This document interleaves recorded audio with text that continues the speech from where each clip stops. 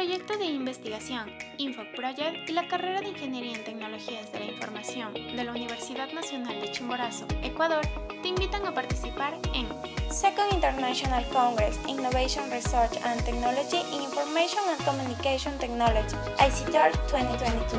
Evento virtual a realizarse del 21 al 25 de febrero del 2022. Para más información, visita nuestra web ictol2022.unach.edu.es.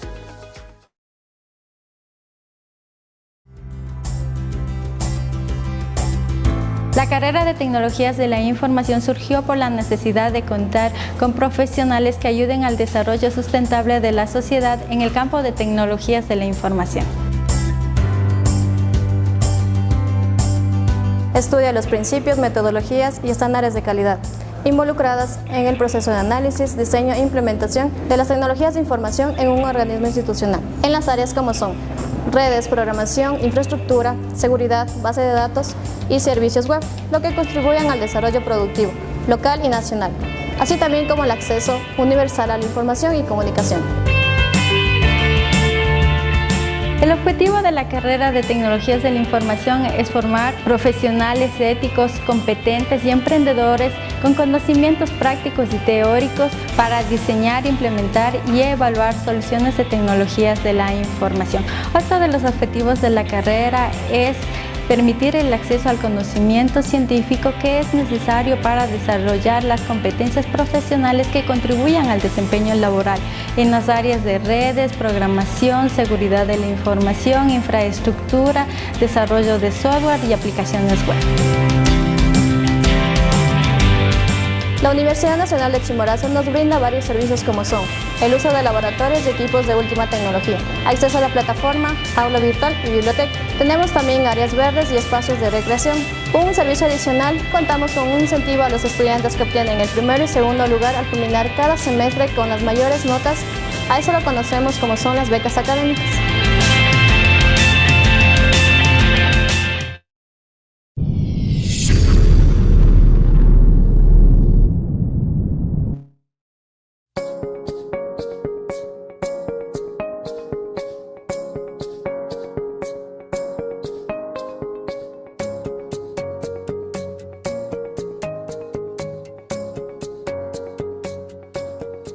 Las tecnologías de la información se constituyen en la actualidad en un eje transversal para el desarrollo de las empresas públicas y privadas. Los estudiantes de la carrera de Ingeniería en Tecnologías de la Información, durante su proceso de formación adquieren competencias para el desarrollo de sistemas informáticos, aplicaciones web, aplicaciones móviles, inteligencia artificial, Big Data, la administración y gestión de redes de computadoras. Durante la formación en la carrera, los estudiantes tienen la posibilidad de trabajar en proyectos con empresas públicas y privadas de la localidad, lo cual les permite llevar a la práctica sus conocimientos adquiridos en las aulas y laboratorios. Invitamos a los estudiantes de los colegios para que apliquen a la carrera de Ingeniería de Tecnologías de la Información, que se constituye una oportunidad laboral que hoy en día las empresas están demandando una alta cantidad de profesionales con conocimientos en el área de las tecnologías de la información.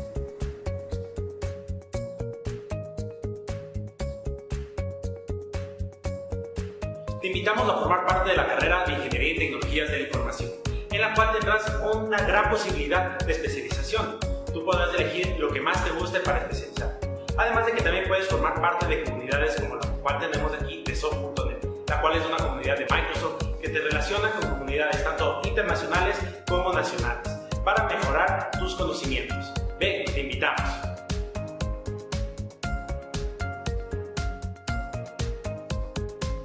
Desde el modelo constructivista del aprendizaje, el docente entrega su protagonismo al estudiante, quien asume el papel fundamental en su propio proceso de formación para alcanzar la transferencia de la teoría a la práctica en una atmósfera que invite a todos a investigar, a aprender, a construir su aprendizaje. El rol del docente es el de realizar un acompañamiento cognitivo, comunicativo, afectivo y social para que nuestros estudiantes tengan la capacidad de transformar el entorno que les rodea a través de acciones que les permitan ir superando obstáculos y desafiar el reto que implica su formación integral y así lograr insertarse en la sociedad del conocimiento.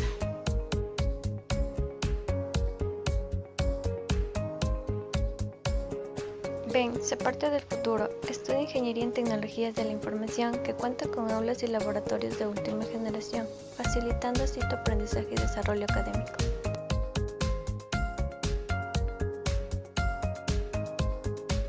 Mi nombre es Andrés Boa, soy graduado de la Universidad Nacional de Chimborazo, en la carrera de Ingeniería en Tecnologías de la Información. Actualmente me encuentro laborando en la ciudad de Quito, en la empresa de NetBuy Consulting Logic Studio. Les hago la cordial invitación a que ustedes formen parte de esta maravillosa carrera como es Ingeniería en Tecnologías de la Información dentro de la Universidad Nacional de Chimborazo, ya que fue pilar fundamental para mi formación y para lograr mi objetivo en el cual me encuentro actualmente laborando. Ustedes también pueden lograrlo. Los beneficios de la carrera son increíbles. Pueden hacer un trabajo remoto tanto en el país como fuera del país. Es una carrera bastante demandada y que les va a ayudar a cumplir todos sus objetivos.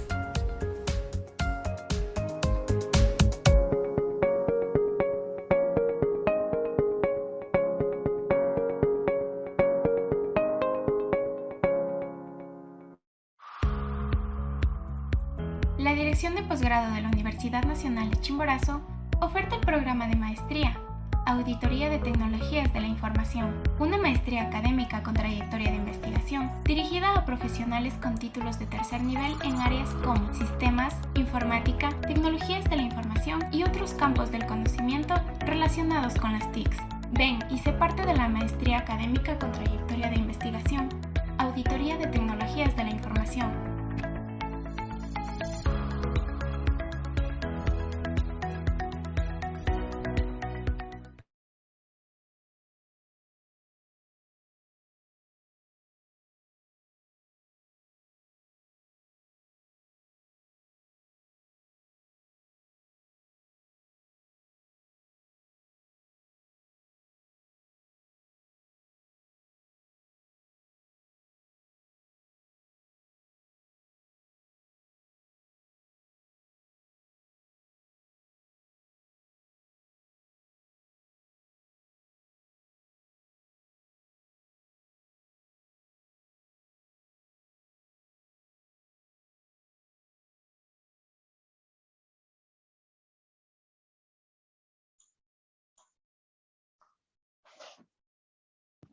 Hola, buenos días.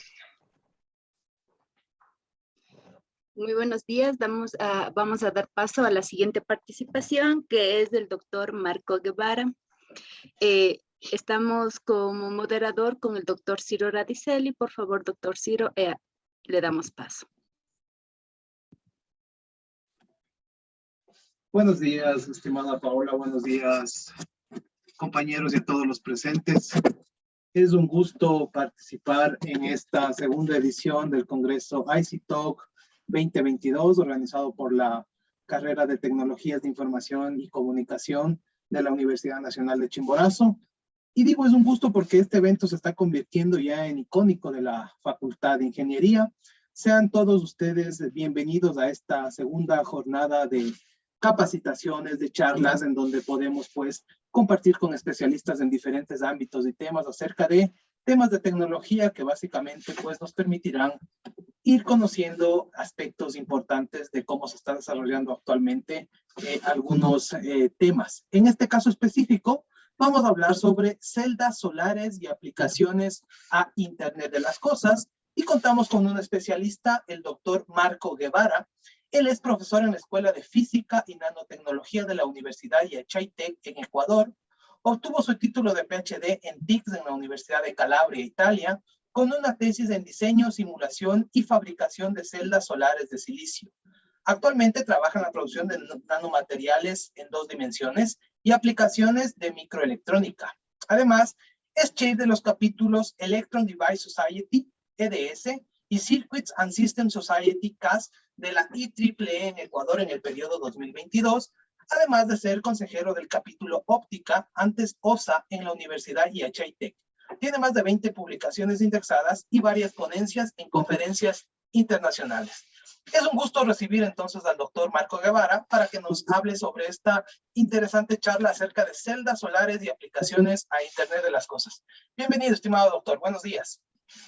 Buenos días, Ciro. Muchas gracias por tan amable presentación. Bueno, quisiera también empezar agradeciendo a los organizadores de ICE Talk por haberme invitado y por haberme considerado para exponer este tema el día de hoy. Voy a empezar compartiendo la pantalla. Denme un segundo mientras preparo esto. Y bueno, el día de hoy yo les voy a hablar sobre Advanced Solar Cells orientados para el Internet de las Cosas. Para los que no me conocen, bueno, en el chat, en la lista de participantes reconozco algunos de los presentes y para quienes no me conocen, bueno, soy Marco Guevara. Y el día de hoy voy a hablar sobre un proyecto que he venido ya desarrollando desde el doctorado, desde hace más o menos finales del 2016. Cuando regresé acá al Ecuador en el 2017, continué con esta tarea en el diseño y la simulación de celdas solares. Y aquí en el Ecuador encontré un grupo de profesionales bastante grande que están interesados en las energías renovables, ¿no? Vamos a ver que las celdas solares son una parte súper importante dentro de la producción limpia de energía. Y es así que nos hemos asociado. Es un grupo de profesionales multidisciplinario de las universidades acá en IHITEC, donde soy docente investigador. Sigue, por ejemplo, la Universidad de la Calabria, donde estudié el doctorado. Y aquí en Ecuador, la San Francisco, que se está vinculando. Y como voy a hablar más adelante, también estamos desarrollando un proyecto para el diseño del primer microprocesador diseñado aquí en el Ecuador.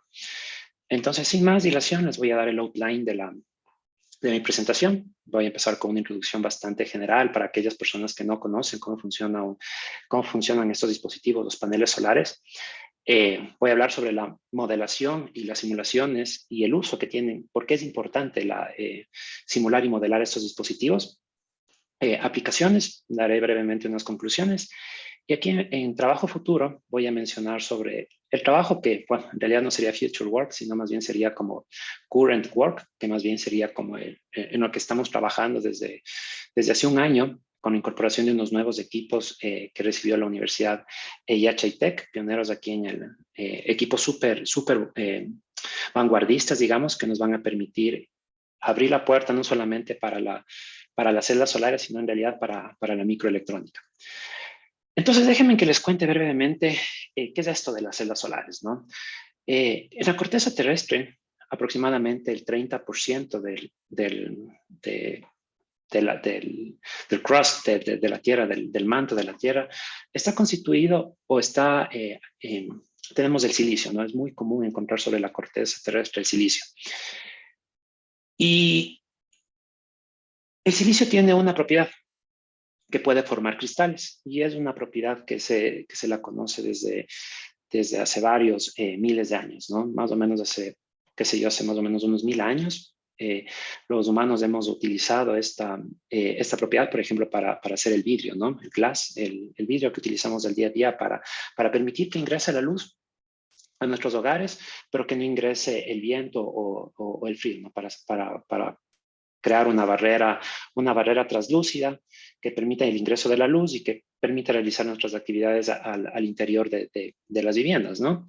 Con el paso del tiempo, si de algo podemos estar tal vez orgullosos como sociedad, como civilización humana, es este paso que hemos dado de transformar este elemento, el silicio, en wafers de silicio, ¿no? Son básicamente obleas de cristal casi perfectos, con 99.999, me parece que con 6 nueves de pureza. Son cristales básicamente perfectos, y como civilización humana esto ha sido un logro súper importante. Si de algo tal vez somos especialistas es en esto, ¿no? Más o menos desde los años 70 que se empezó a utilizar el silicio dentro de la industria de semiconductores, hemos año a año mejorando y perfeccionando las técnicas de manufactura del silicio. Y aquí una cosa súper importante, ¿no? El silicio es la base de toda la tecnología o gran parte de la tecnología que tenemos ahora, ¿no? El silicio se utiliza en una gran variedad de dispositivos electrónicos y así como vamos a ver también en las celdas solares. Y aquí una distinción súper importante, ¿no? Mientras que por un lado, la microelectrónica o la electrónica en general busca la miniaturización de los dispositivos, buscan hacer cada vez más pequeños los dispositivos, buscan que los dispositivos sean cada vez más compactos. Muchos de ustedes habrán escuchado la ley de Moore, que cada 2 años se hacen más pequeños los dispositivos. Por otro lado, en la industria de las celdas solares, vamos a ver que son dispositivos macroscópicos sumamente grandes, ¿no? O sea, grandes porque estamos hablando que ocupan varios centímetros cuadrados en tamaño. Entonces, son dispositivos grandes. Y bueno, esa es la idea, ¿no? Entonces, nosotros vamos a abordar a estos dispositivos como lo que son, ¿no? Sí, dispositivos macroscópicos sumamente grandes. Entonces, la charla se va a centrar en eso. Cuando los wafers, los sustratos de silicio, se manufacturan, ya se les metaliza, se ponen ciertos dopajes, que ya les voy a hablar un poco de eso. Se llaman celdas solares, ¿no? Solar cells. Y vemos que más o menos tienen esta forma. Y ya les voy a hablar un poquito más en detalle de esto. Cuando estas celdas solares se unen, forman los módulos o los paneles solares, que muy comúnmente cada vez se han popularizado más. Tal vez aquí en el Ecuador no tanto todavía, eventualmente lo harán, pero estoy seguro que más de uno ha visto un módulo, un panel solar, ¿no? Estamos aquí. Cuando se agrupan varios paneles solares, tenemos sistemas fotovoltaicos, ¿no? Y este es el objetivo de la recolección o la transformación de la energía solar en energía eléctrica, ¿sí? Y voy a hablarles un poquito más de detalles de esto en un futuro. Para esta charla, la charla del día de hoy, yo me quedaré en este nivel, en las celdas solares. Mi objetivo va a ser, en la primera parte de mi charla, tratar de que ustedes entiendan, las personas que no conocen, cómo funciona una celda solar, ¿sí? ¿Cómo funciona? ¿Cuál es el principio de funcionamiento? Y aquí una cosa, cuando yo era pequeño, siempre me llamó la atención el principio de funcionamiento de estos dispositivos, porque, no sé, en el caso de ustedes, si es que alguna vez tuvieron acceso a una calculadora que no tenían batería, sino que tenían al lado tienen una barrita, un panel solar bastante chiquito, ¿no? O sea, y se tapaba con el dedo y no dejaba de funcionar la calculadora. Se le destapaba y empezaba a funcionar el dispositivo. Entonces, yo siempre, desde pequeño, siempre tuve esta curiosidad. Recordemos que el silicio, en realidad, viene desde los años 70, ¿no? O sea, no es algo nuevo. Esta tecnología de los paneles solares no es algo novedoso. Ya tiene muchísimos años de existencia. Sin embargo, todavía, por diferentes motivos, no ha conseguido ser una fuente primaria de obtención de energía. Hablaremos de eso un poquito después, si es que tenemos tiempo. Déjenme que les cuente entonces cómo funciona un panel solar. Básicamente, les había contado que la unión de celdas solares se llama panel solar o módulos solares. Las celdas solares son dispositivos que transforman la energía solar en energía eléctrica. Eso es todo, ¿no? ¿Cómo lo hacen? Les voy a explicar a continuación. El panel solar tiene como elemento principal las celdas solares. Si es que logramos aislar uno de estos elementos, vamos a ver que tenemos lo que se conoce como una celda solar. Una celda solar está básicamente cualquier tipo de celda solar, en este caso de silicio cristalino, pero como veremos un poco más adelante, no necesariamente el material que absorbe la energía solar tiene que ser silicio, pueden ser otros materiales semiconductores, pero para esta charla me voy a enfocar en esta primera parte en el silicio. Pueden ser otro tipo de compuestos también, pero independientemente del sustrato que se tenga, las celdas solares tienen 3 elementos súper importantes. Obviamente el núcleo, el silicio, ¿sí? En este caso el material que absorbe la energía solar. del sustrato, la metalización o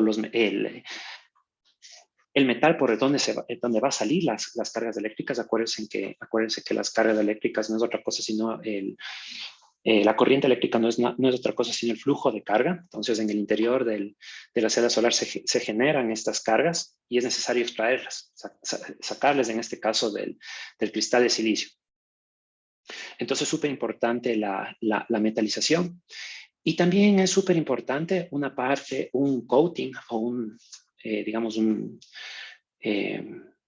recubrimiento, se llama anti-reflective coating, que lo que básicamente hace son que, por ejemplo, las celdas solares sean más negras, ¿no? O sea, lo que se busca desde el punto de vista un poco general, por decirlo de alguna manera, es que esos dispositivos absorban la mayor cantidad de energía, la mayor cantidad de luz, ¿sí? ¿En qué se refleja eso? En que justamente las celdas solares tienen que ser súper negras, ¿no? Mientras más oscura sea una celda solar, está colectando la mayor cantidad de luz. Vamos a hablar eso a continuación, ¿sí? Bueno, esto es una vista un poco ya de la forma o de la estructura que tienen las celdas solares. Internamente vamos a ver que hay unas regiones que tienen dopajes. Dopaje significa introducir impurezas en el sustrato de silicio. La idea es que cuando se generan, fíjense aquí tenemos un fotón que está incidiendo. Este fotón le da energía a los electrones del material para que salten de la banda de conducción a la banda de valencia y digamos que son libres. Pueden moverse con cierta libertad en la estructura cristalina, ¿sí? Lo que va a pasar es que si no tuviéramos estas regiones, estas polarizaciones, ¿sí? Se genera este par de cargas de electrón huecos y después se recombinan, ¿no? Cuando se vuelven a recombinar significa que se encuentran esas cargas positivas o negativas en el interior del material y ese proceso se llama recombinación. Aquí hay una diferencia, por ejemplo, súper importante con la industria de los semiconductores. Lo que se busca es que esta recombinación sea lo más rápida posible en la industria de los semiconductores, ¿no? Si se generan, por ejemplo, portadores, si se genera carga en el interior de los transistores, por ejemplo, lo que se busca es que se descarguen lo más rápido posible. En la industria de las celdas solares, lo que se busca es que el tiempo de vida, una vez que se generan estas cargas, sea el más grande posible, ¿sí? O sea, que se dé tiempo suficiente una vez que se generan las cargas del interior del material semiconductor, que tengan el tiempo suficiente como para moverse espacialmente en el interior del panel solar a los contactos metálicos, ¿sí? Es decir, que puedan salir del dispositivo. Bueno, avancemos un poquito más. Les voy a hablar ahora sobre las tecnologías que hay en paneles solares. Básicamente hay dos tipos de tecnologías. La tecnología que le vamos a llamar para esta charla la tecnología convencional y que básicamente tiene que ver con la forma y la disposición de los contactos metálicos, ¿sí? Acuérdense que para que en las celdas solares se generan electrones que saltan de la banda de conducción a la banda de valencia y que los electrones tienen carga negativa. Y por otro lado tenemos holes o que son carencias de electrones y vamos a suponer que tienen carga positiva, ¿no? Entonces estas cargas tienen que salir a dos regiones, ¿no?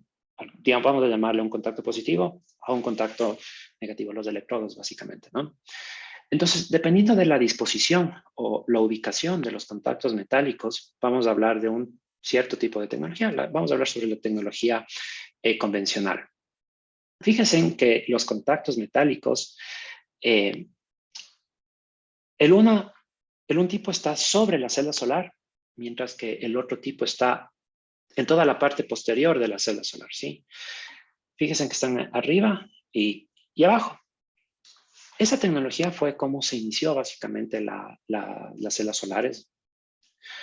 Y básicamente es porque, si ustedes se dan cuenta, espacialmente están separados los contactos metálicos, ¿no? Cuando se manufacturan estos dispositivos es bastante sencillo poner un contacto arriba, un contacto abajo y eso es todo, ¿no? No hay que preocuparse tanto por otros detalles, ¿no? Es relativamente desde el punto de vista de manufactura es muy sencillo hacer esto. Pero esto tiene un inconveniente. ¿Y cuál es este inconveniente?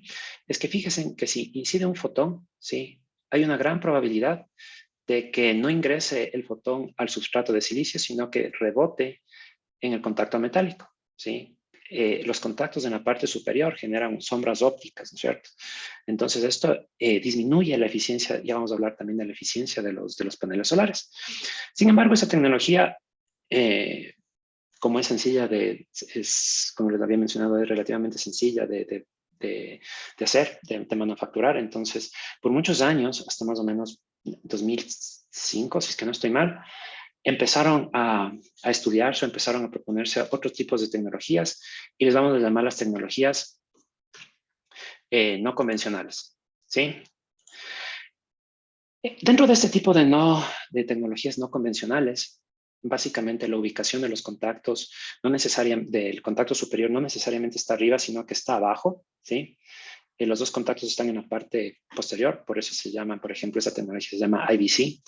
IBC es por Interdigitated Back Contact, contactos en la parte posterior. Los dos contactos están en la parte de abajo, en la parte en la que no incide la luz. Y esa tecnología, como les digo, más o menos empezó a desarrollarse desde el 2005, 2006. Se propuso por primera vez alrededor del mundo hay varios laboratorios fotovoltaicos, pero uno de los más importantes está en Australia. Entonces el grupo fotovoltaico australiano propuso esta tecnología. Parecía que era y aquí un detalle súper importante que tiene que ver con la manufactura. Y es que los dos contactos están muy cerca el uno del otro, ¿no? Esta tecnología es súper propensa, si es que no se tiene cuidado, a que se haga un cortocircuito entre los dos contactos. ¿Y qué es lo que pasa? Que si se genera un electrón hueco en el sustrato del silicio, cuando hay un cortocircuito, se produce una recombinación y básicamente eso imposibilita la extracción de carga del dispositivo. Y lo que queremos es justamente extraer la corriente de estos dispositivos, ¿no? Y vamos a decir que es la primera tecnología no convencional, ¿sí? Tan fácil como eso. Y si con algo quisiera que se queden, con una idea que quisiera que se queden aquellas personas que no son expertos en semiconductores, es en esto, ¿no? Porque eventualmente en un futuro cuando, por ejemplo, si tienen la oportunidad de comprar un panel solar, se van a encontrar con esta pregunta, ¿no? O sea, ustedes van a ir a un vendedor de paneles solares y les va a decir, tengo este que tiene tecnología convencional y este que tiene no convencional, que tiene los contactos en la parte posterior. Fíjense que en esta posterior, como los dos contactos están en la parte de atrás, no se produce estas sombras ópticas. Entonces, primer punto a considerar, ¿no? Probablemente, este IBC es el que más ampliamente se ha desarrollado, digamos.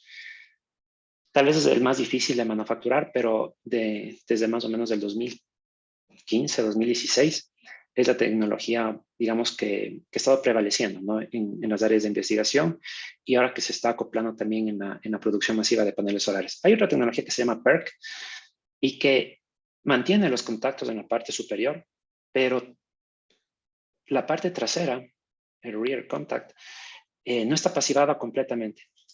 Aquí hay un problema, ¿no? Y es súper importante que les comente esto.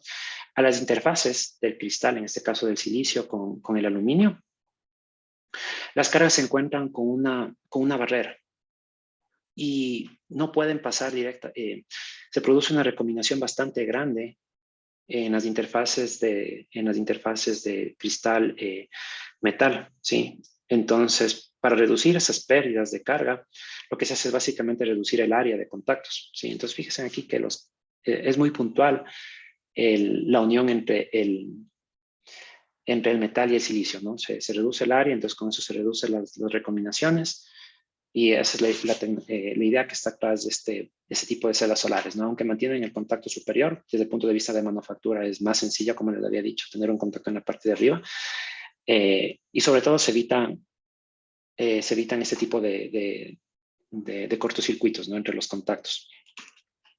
Y una tecnología vanguardista, un poco costosa, son las heterojunction solar cells.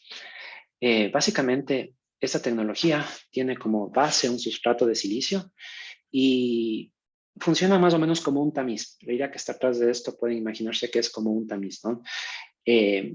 El rango de espectro solar que tiene silicio es bastante definido, es bastante estrecho, digamos. Entonces, la idea que está con estas heterojunction solar cells es poner otras celdas solares que barren, que colectan otra parte del espectro solar sobre la celda solar, sobre el sustrato de silicio. Y eso abre un poco el rango de recolección de estas celdas solares.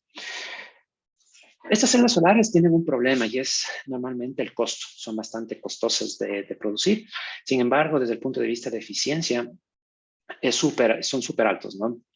Para poner un poco en contexto qué significa eficiencia, déjenme que les cuente que esta tecnología antigua, digamos, comercial, las más eficientes, tienen una eficiencia de colección de alrededor del 10-15%, ¿no?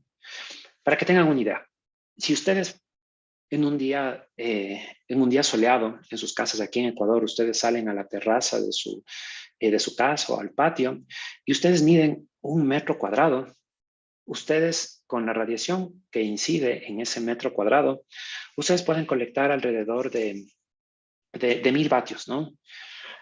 Eso significa que ustedes en su casa podrían encender con esa energía que se colecta en este metro cuadrado. Si es que la eficiencia fuera del 100%, podrían encender tranquilamente 10 focos de 100 vatios, ¿no es cierto? Les invito a que en este momento ustedes cuenten la cantidad de focos que tienen en sus casas, ¿no? Estamos hablando también que esos 100 vatios son de los focos incandescentes, ¿no? Ahora los focos son un poco más eficientes, pero un poco para hacer este experimento mental, les voy a invitar que se imaginen que tienen esos focos antiguos de 100 vatios, ¿sí? Entonces cuenten el número de focos y se van a dar cuenta que 10 focos es bastante, ¿no? Es bastantísimo. Estas primeras celdas solares tienen una eficiencia de alrededor del 10%. Es decir, que con ese metro cuadrado podrían prender un foco, ¿no? Un foquito, o sea que necesitarían 10 metros cuadrados para encender esos 10 focos, ¿verdad? Con esa tecnología de las no convencionales, que como les digo, empezó su estudio alrededor del 2005 de manera industrial, se demoró un poco de tiempo y más o menos desde el 2000, de manera comercial más o menos desde el 2016, 17 y empezaron a aparecer en el mercado estos primeros dispositivos con esta tecnología no convencional. Y con esos dispositivos ya se podía llegar a una eficiencia de alrededor del 22 a 23%, ¿no? Entonces, con ese metro cuadrado, si es que tuvieran esta nueva tecnología, ya podrían encender 2 focos de 100 vatios, ¿no? ¿Sí? O sea, es una diferencia bastante grande la que hay con esa tecnología. Y con esas heterojunctions, que normalmente son las que se utilizan, por ejemplo, el costo de manufactura no es un problema, la fabricación no es un problema. Se utiliza bastante, por ejemplo, en los satélites se utiliza bastante esta tecnología. Se pueden llegar a eficiencias que abordan entre el 40 y el 60%, ¿no? La diferencia es súper grande, ¿no? O sea, es 10, 20, 22 y entre 40 y 60, ¿no? O sea, es bastante grande la diferencia. Bueno, avancemos un poco más. ¿Cómo ha venido desarrollándose en el mercado, digamos, este tipo de tecnología? Lo podemos ver en este gráfico, ¿no? En azul está la tecnología, esa tecnología no convencional, esa tecnología antigua. Y vemos que hasta en el 2016, más del 80% del mercado tenía esa tecnología antigua, ¿no? Esa tecnología con los contactos de arriba y abajo. Con el paso de los años, estamos entre el 2021 y, 2022, la tendencia más o menos se mantiene. Si se fijan que más o menos estamos en el 43-44%, ¿no? O sea, de las tecnologías no convencionales han ganado en el mercado una gran porción, ¿no? O sea, son bastante importantes en el mercado fotovoltaico estamos hablando, ¿no? Entonces, es una tecnología que a futuro tiene un gran porvenir, ¿sí? Entonces, hay la importancia de enfocarse en ese tipo de tecnología. ¿Cómo distinguen visualmente estas dos tecnologías? Aquí un claro ejemplo, ¿no? Ustedes en la tecnología convencional, tradicional, van a ver que tienen los contactos de arriba, ¿no? Y van a ver estos brillos, este brillo metálico. Mientras que en la tecnología no convencional, el mismo dispositivo tiene los dos contactos en la parte posterior. Vamos a ver ahora un poco sobre por qué es conveniente simular células solares. Les voy a hablar un poco sobre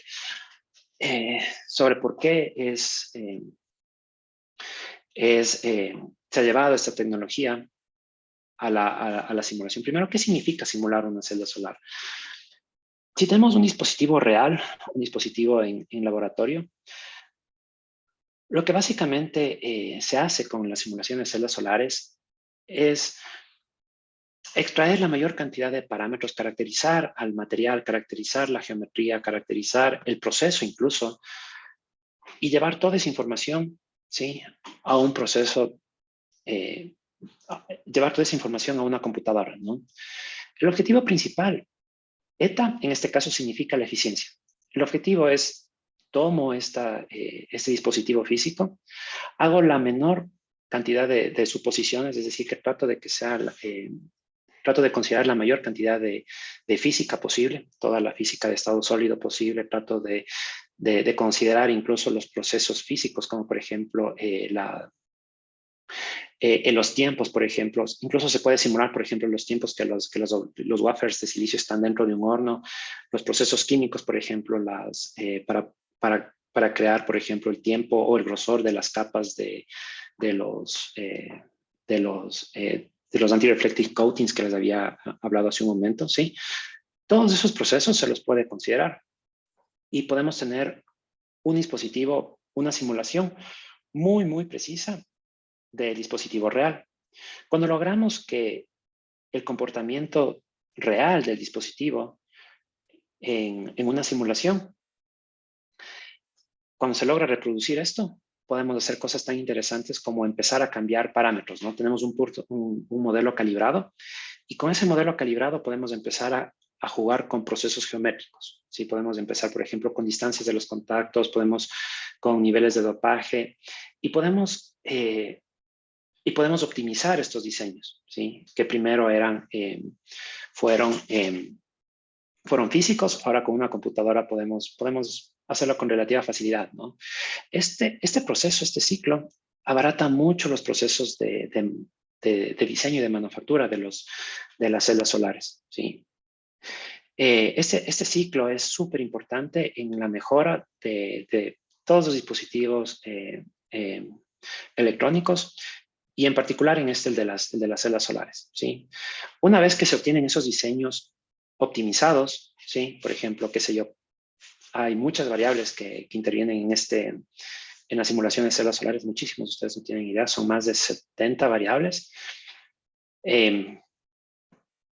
Se consiguen optimizar y calibrar estos diseños, está lleno de trade-offs. Si es que yo muevo un parámetro aquí, estoy afectando otro, es básicamente un trade-off. Si es que yo modifico este parámetro, estoy afectando otro, entonces hace muy difícil esta interacción, ¿no? Pero desde el punto de vista computacional es cuestión de correr unas cuantas simulaciones, ¿no?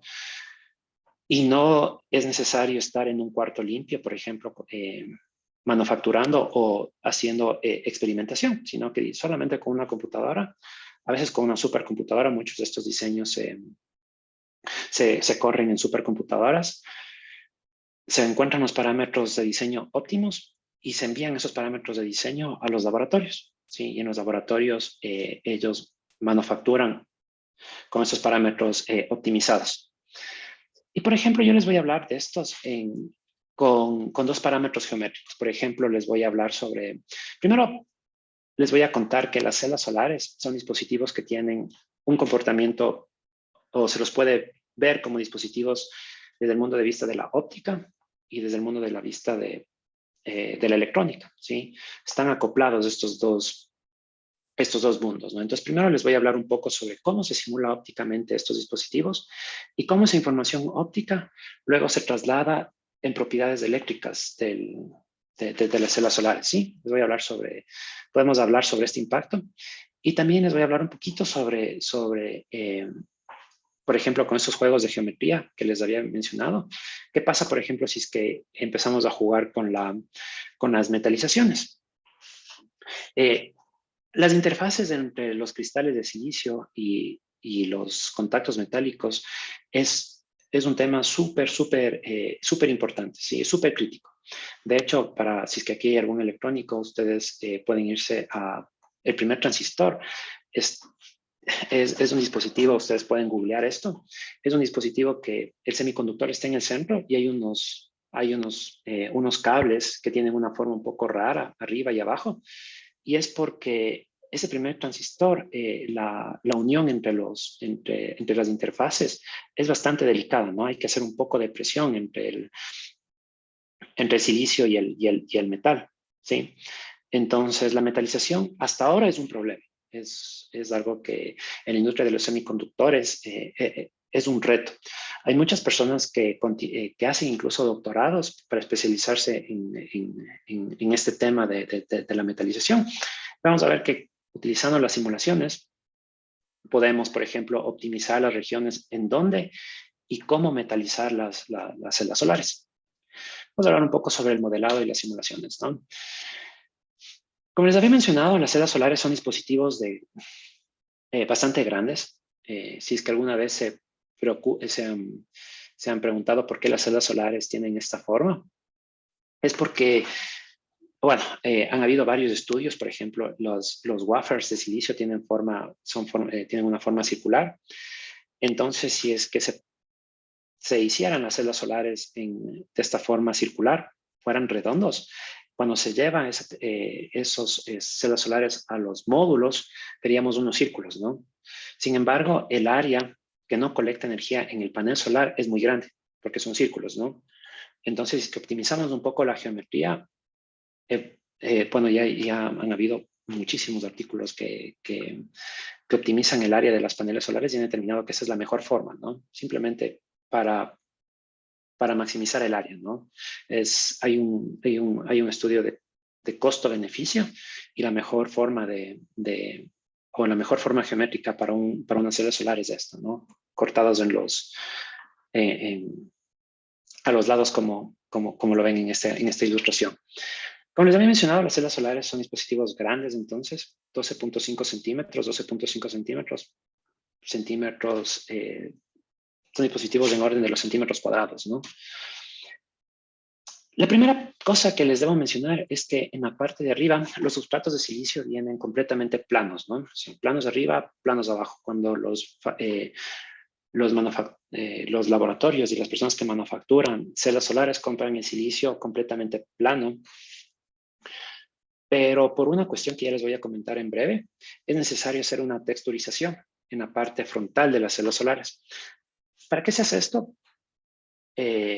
Para mejorar las propiedades ópticas de los dispositivos.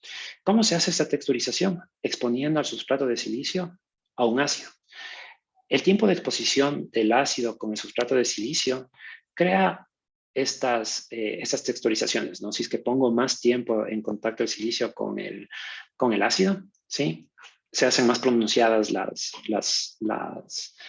estas pirámides, llamémoslas pirámides, ¿ya?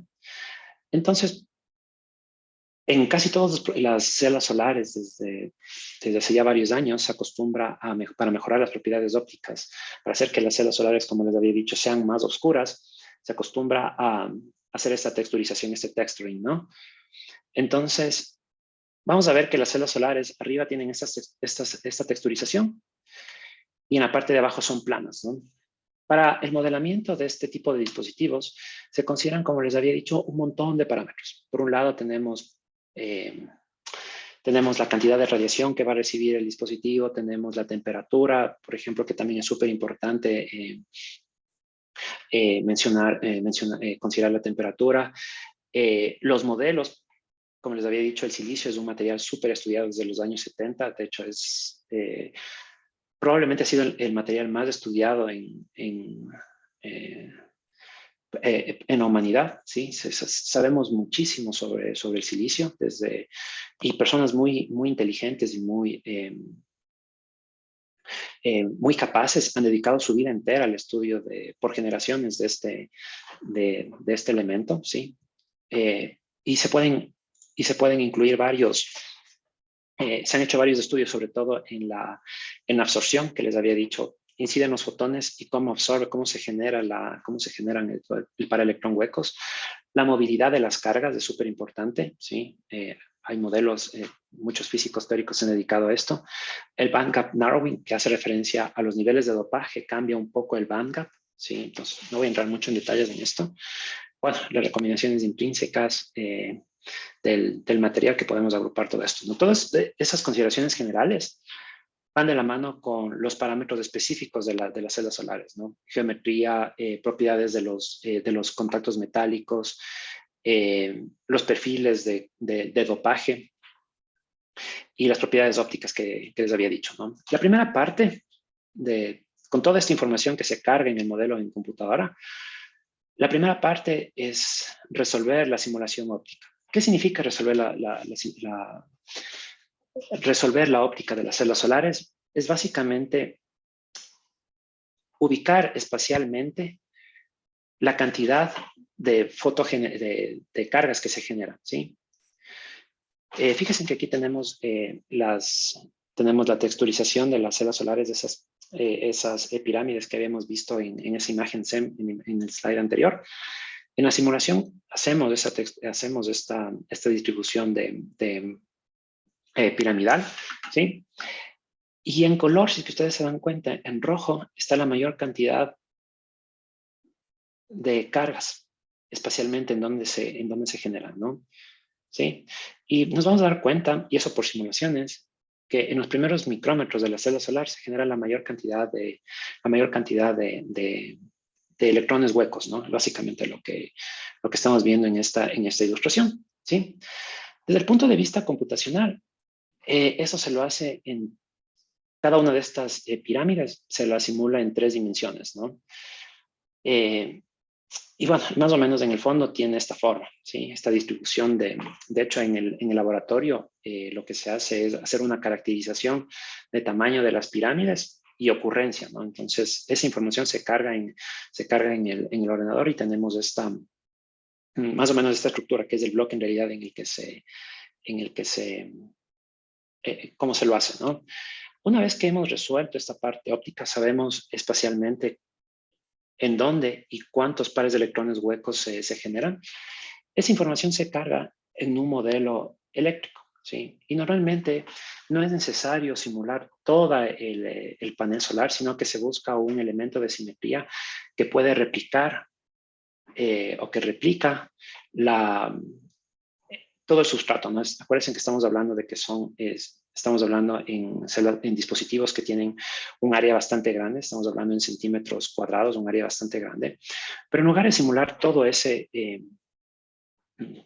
el dispositivo, simplemente se simula, o en una primera aproximación, lo que se hace es se simula un elemento de simetría, que normalmente tiene esta forma para las ABC Solar Cells, ¿no? Las que tienen los 2 contactos en la parte posterior. Y esta información óptica se carga en este modelo eléctrico, ¿sí? Una vez que se carga este modelo eléctrico, podemos ya hacer una evaluación de corriente y de voltaje que tienen los paneles solares, ¿no? Con este elemento de simetría somos capaces ya, por ejemplo, de estimar la cantidad de corriente que puede salir del dispositivo, ¿sí? Como les había dicho, es necesario, para realizar las simulaciones, es necesario basarnos en información tanto teórica como en información experimental. No les voy a hablar tanto de los modelos y no voy a entrar tanto en detalles, pero lo que se acostumbra a hacer para las celdas solares es considerar la mayor cantidad de modelos del estado del arte, por ejemplo, les había dicho, por ejemplo, de la absorción o recombinación o fotogeneración de los dispositivos. Son modelos físicos que son un poco difíciles, ¿sí? Como les había dicho, hay personas que dedican su vida entera para hacer los modelos y entender los principios fundamentales de los semiconductores. Entonces, nosotros lo que hacemos es básicamente tomar esa información, entenderla y llevarla hacia el ordenador, ¿sí? Ahí está digamos que ahí está el objetivo tal vez más difícil de simular las celdas solares, ¿no? Acoplar de manera adecuada los modelos matemáticos y verificar si es que en realidad en las simulaciones, ¿sí? Se cumple y de alguna manera también estamos haciendo una función para validar los modelos que nos dan los físicos teóricos, ¿no?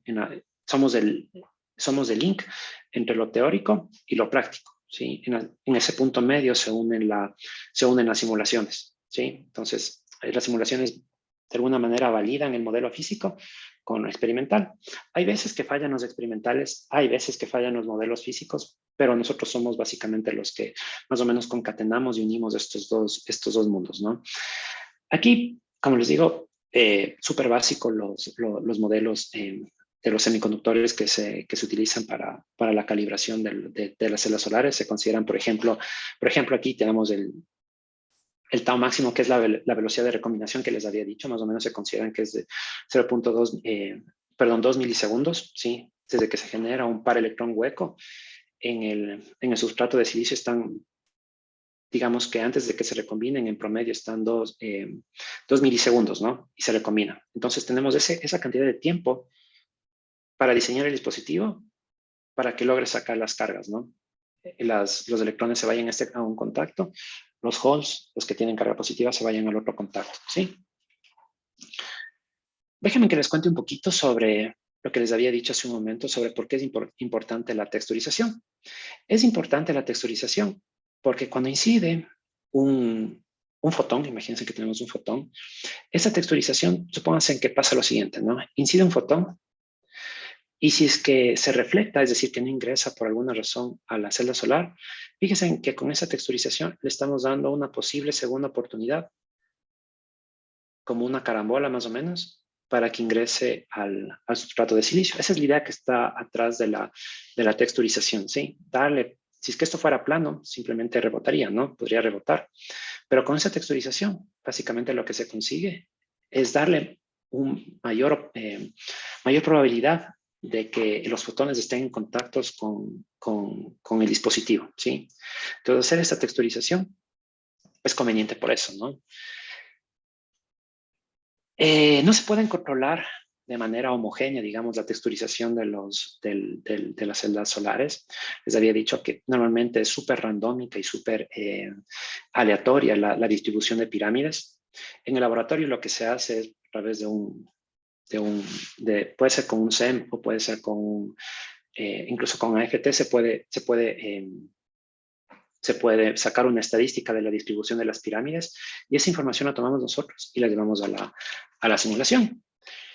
Dentro de la simulación óptica debemos considerar algunas cosas, ¿no? Y por ejemplo es que tenemos el sustrato de silicio y tenemos unas capas que recubren al silicio, ¿sí? Hay una primera capa que normalmente se utiliza para pasivar el sustrato de silicio, o el silicio en este caso, ¿no? Y se lo hace con una primera capa, fíjense, justo la interfaz silicio y para afuera tenemos un óxido de silicio y después se pone un nitruro, ¿sí? Déjenme que les cuente primero para qué sirve esta capa, ¿sí? ¿Por qué es necesario poner esta capa de óxido sobre el silicio?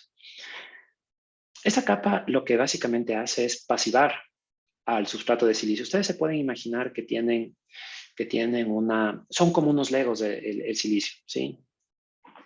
Acuérdense que el silicio tiene 4 electrones en la capa de valencia, es decir, que tienen 4 brazos, ¿no?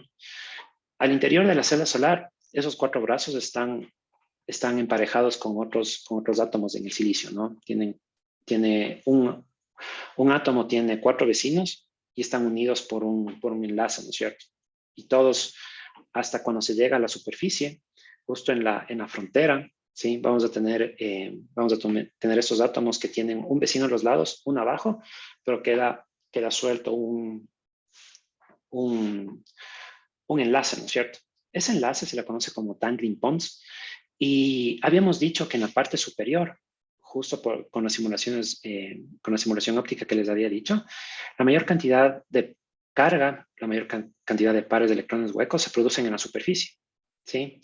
Entonces, también justamente en la superficie hay esos dangling bonds y esos dangling bonds funcionan como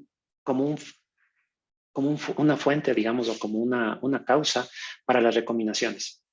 Las cargas utilizan esos dangling bonds para recombinarse, ¿sí? Entonces, el sustrato de silicio, este óxido de silicio, lo que hace es pasivar justamente esos dangling bonds, es darle a esos enlaces algo con que enlazarse, ¿sí? Y se lo hace con esta capa de óxido.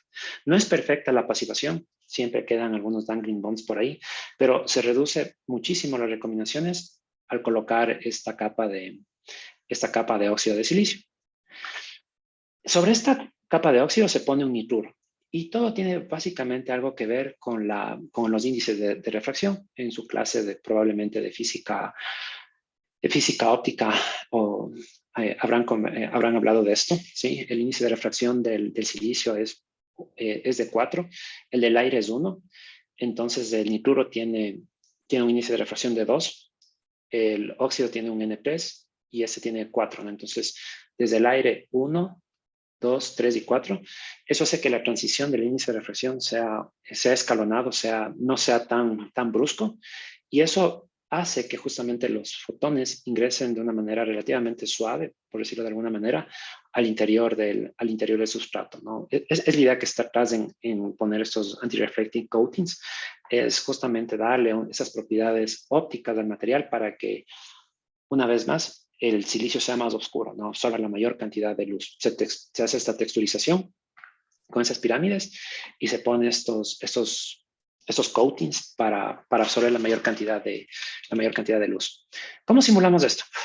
Atrás de esto es súper interesante esto, porque hay muchísimos fotones hay millones de fotones que inciden en la célula solar, ¿no? Y con diferentes direcciones, con diferentes energías. Entonces, básicamente lo que se hace es no simular todo esto, ¿sí? Se podrían, por ejemplo, utilizar, si tenemos un espectro solar, tal vez se podría utilizar las ecuaciones de Maxwell y resolver las ecuaciones de Maxwell en una geometría complicada. Y es bastante difícil, ¿no? O sea, es desde el punto de vista computacional, a mano imposible hacer esto, ¿no? Y desde el punto de vista computacional es muy costoso. Entonces, se han empleado varias técnicas, por ejemplo, una que se llama Monte Carlo Ray Tracer, que básicamente lo que hace es hacer una distribución de trayectorias de los fotones, ¿sí? Que simulan o genera un número representativo de los fotones que inciden en la célula solar, y a partir de ese grupo representativo se puede hacer una extrapolación, digamos, al espectro completo, ¿sí? Esta tecnología viene de los videojuegos. Este Ray Tracer, muchos de los que tal vez estén relacionados o que sean gamers, por ejemplo, deben haber escuchado este término, ¿no? Y esa tecnología, esta idea matemática viene del mundo de los videojuegos y se adapta a las simulaciones de las células solares, ¿sí? O sea, en realidad se basan en un principio de distribución estadística.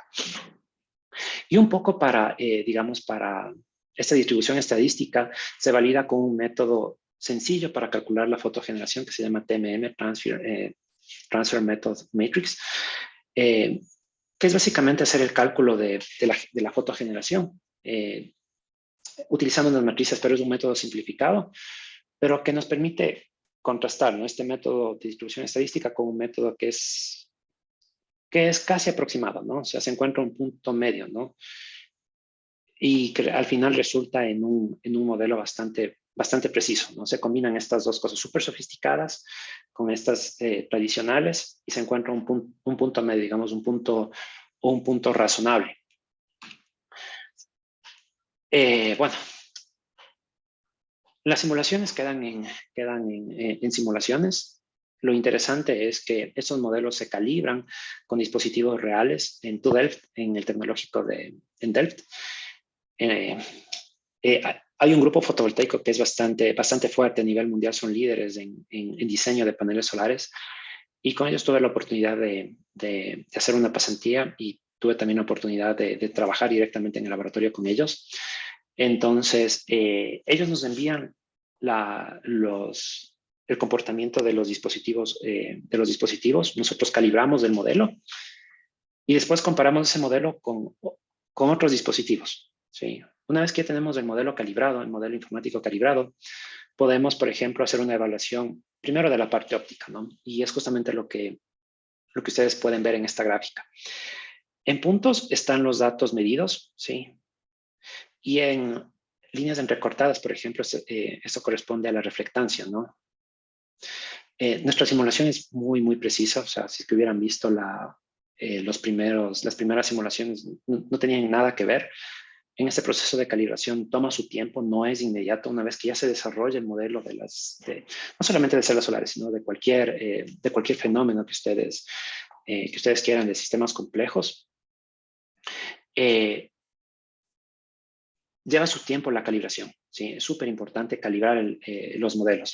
Y en hacer esto se demora su tiempo, ¿no? Desde el punto de vista corrección de parámetros, si es que no coincide, debe ser por tal vez por un error en el modelo, tal vez en algún error en la física, incluso error de código, ¿no? O sea, muchas veces gran parte de todo eso se programa en varios lenguajes de programación, entonces hace que sea bastante difícil, digamos, la calibración y encontrar en dónde está el error, ¿sí?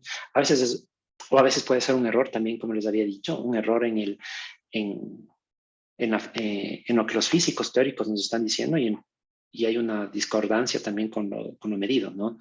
Entonces, queda a criterio de la persona que está simulando en contrastar y tratar de entender estos dos mundos para llegar a un punto medio. Entonces, esta calibración toma su tiempo, no es sencillo, pero conseguimos este resultado, este primer intento satisfactorio, digamos. Hay un error que es bastante pequeño, pero bastante preciso.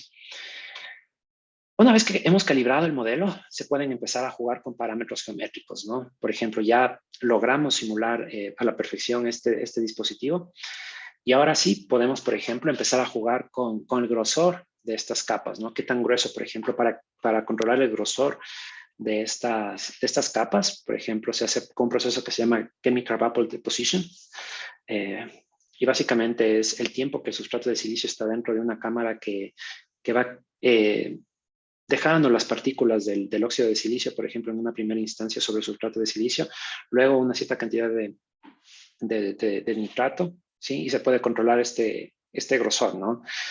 Hacer esto toma su tiempo. Entonces, básicamente lo que hicimos fue, bueno, en este caso me parece que hay 5 tipos diferentes de material, ¿sí? Que se encuentran de manera comercial. En realidad esto lo hicimos para alrededor de 100 tipos comercialmente de óxidos de silicios y nitruros, ¿sí? Cada uno tiene un diferente índice de refracción. Aquí solamente están los más representativos. Y básicamente con esto, dependiendo, fíjense, aquí tenemos cada uno de estos son los tipos de productos que existen de manera comercial. Y noten en esto. Aquí tenemos el grosor del nitruro, el grosor del óxido, ¿sí? Entonces, ¿qué tan grueso o qué tan delgado deben ser cada una de estas capas? Básicamente está sumarizado o resumido en estos gráficos, ¿no? Por ejemplo, fijémonos en este primer gráfico. Fíjense en que tenemos que tener un óxido del nitruro más o menos de 60 nanómetros. Eso está en nanómetros. Y no importa tanto el grosor del óxido, ¿no? Esto lo que se representa en color es la fotocorriente, la fotogeneración, ¿sí? Entonces, en el color rojo, si nos ubicamos en esta franja roja, digamos que vamos a tener la mayor fotocorriente, ¿no? ¿Sí? Y eso con cada uno de esos elementos. Fíjense en que, en particular, el 271 es bastante sensible al grosor del nitruro, ¿sí? Tiene que ser súper delgadito y el grosor de la capa de óxido tiene que ser bastante grande, ¿sí? Entonces, si es que un fabricante de celdas solares, por alguna razón, por ejemplo, no consigue los elementos para fabricar sus celdas solares, sino que hay este juego de diferentes reactivos, puede tener una idea del grosor que puede tener el grosor que debe crear en estas finas capas sobre las celdas solares. Esto lo hicimos, como les digo, con alrededor de 100 tipos diferentes de materiales. Es una ayuda que, digamos, que tiene la academia, o sea, es algo que hicimos para ayudar a los fabricantes a que encuentren los grosores óptimos de los pasivantes de este anti-reflective coating, ¿sí? Y se está utilizando, ¿no? O sea, en tiempo de simulación están como 2 años más o menos de simulación. Aquí solamente les estoy presentando una pequeña fracción, Pero más o menos fueron 2 años de simulación, alrededor de 100 tipos diferentes de componentes, ¿sí? Y eso está disponible, ¿no? Ustedes pueden googlear, para las personas que les interese esto tal vez, pueden googlear y encontrar estas tablas, ¿no? Hicimos este manual y está publicado también. Bueno, se resume básicamente esta tabla resume lo que estamos viendo en gráficos, no me voy a detener mucho en esto. Y más bien vamos a lo siguiente. Una vez que hemos evaluado en dónde y cómo se generan y la cantidad que se generan de fotogeneradores en el sustrato de silicio, ahora vamos a la simulación eléctrica. Y aquí viene una parte también súper importante que es la calibración, ¿sí? Una vez que tenemos estos perfiles ópticos perfectamente calibrados, ¿sí? Sabemos que corresponden con los dispositivos, nuestras simulaciones tienen concordancia con lo que estamos obteniendo en realidad. Viene la calibración eléctrica, ¿no? Hay 2 figuras de mérito que son súper importantes en las celdas solares, que son el voltaje y la corriente. Y nuevamente en este cuadro podemos ver, bueno, aquí básicamente hay 2 tipos de dispositivos. En azul tenemos unos dispositivos que no tienen el FCF, ¿sí? Y en azul tienen este dopaje en la parte frontal, ¿sí? No voy a entrar en detalles mucho en esto. Y en rojo no tienen esta región, ¿sí? Esta región básicamente son dopajes, lo que hace es básicamente expulsar las cajas. Habíamos visto en las primeras simulaciones que en los primeros micrómetros, en las superficies donde mayor cantidad de carga se produce, ¿no? Al introducir unos dopajes, lo que se hace es empujar esas cargas hacia abajo y evitar las recombinaciones de superficie que les había mencionado, ¿no? Entonces, por eso, por ejemplo, en rojo vemos que sin FCF, la corriente de cortocircuito cambia, ¿no? Mientras que si tenemos esta región dopada, la corriente aumenta, ¿sí? Y nuevamente vemos que nuestro modelo concuerda con de las dos maneras, con FCF y sin FCF, y lo hace bastante bien, predice bastante bien sobre todo estos bordes, ¿no? Lo que se conoce como corriente en cortocircuito en los 2 casos, y el voltaje también en upper circuit voltage, que es en el circuito abierto, ¿no? Lo hace bastante bien. Aquí hay una pequeña falla, probablemente eso se determinó un poquito que era por el modelo físico que utilizamos. Después se hicieron unas correcciones, pero ya no le cambié en esta diapositiva, pero conseguimos que sea bastante preciso, ¿no? Esta calibración. Bueno, una vez que ya calibramos ya tenemos esta información óptica, ya cargamos esta información en nuestro modelo eléctrico, podemos empezar a jugar con una infinidad de parámetros. Y entre esos, por ejemplo, están los niveles de dopaje. En los materiales semiconductores tenemos el sustrato de silicio, ¿sí? Y para crear los dopajes, básicamente lo que se hace es lo siguiente, ¿no? Se espolvorea boro, por ejemplo, o fósforo, ¿no? Para generar las junturas PN. Entonces, ¿cómo se introducen esas impurezas en el sustrato de silicio? Es utilizando básicamente un láser. Y el láser lo que hace es calentar la superficie del silicio y eso permite la difusión de los contaminantes al interior del sustrato. Básicamente lo que hace el láser es calentar de manera local y permitir el ingreso de las impurezas al sustrato, ¿no? Es básicamente cómo se hace se inyectan esas impurezas en los semiconductores. Si un láser calienta, ingresan las impurezas. Tenemos básicamente 2 tipos de dopajes. Por un lado tenemos el fósforo y por otro lado tenemos el boro, ¿sí? Cada uno acuérdense que el silicio está tiene 4, está en el grupo 4. El fósforo está en el 5 y el boro está en el 3. Entonces, tampoco voy a entrar muchos en detalles, solo así es que ustedes me preguntan. Y podemos empezar a jugar con los perfiles de dopaje, ¿no? Los rangos de dopaje es la cantidad de dopaje que ingresa a la superficie del sustrato, ¿sí? Entonces, con esto en mente, podemos, por ejemplo, evaluar los dopajes o la cantidad de contaminantes que ingresan por ejemplo, en la parte frontal, que es la parte más sensible, o en la parte posterior, que también es un foco de recombinaciones, ¿no? En este caso vamos a ver cómo afecta la parte posterior, simplemente como una ilustración del BCF y del emisor. Normalmente el emisor es la juntura que crea el PN, ¿no? En este caso el emisor es de boro, ¿sí? Entonces vemos que, quisiera que entiendan esto. Hay una gráfica A y una gráfica B.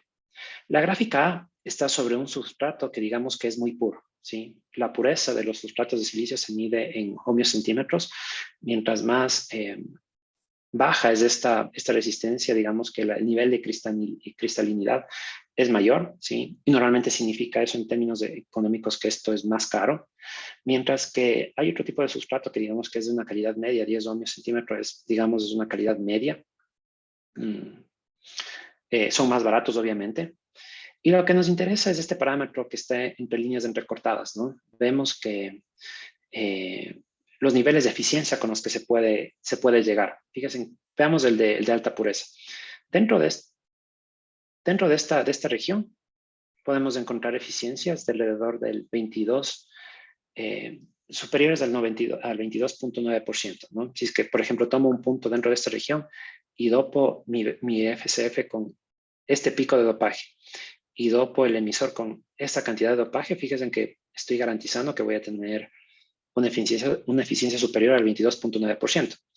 Pero lo mismo puedo hacer con los sustratos de menor calidad, que es normalmente lo que le interesa a la industria, ¿no? Bajar los costos de producción.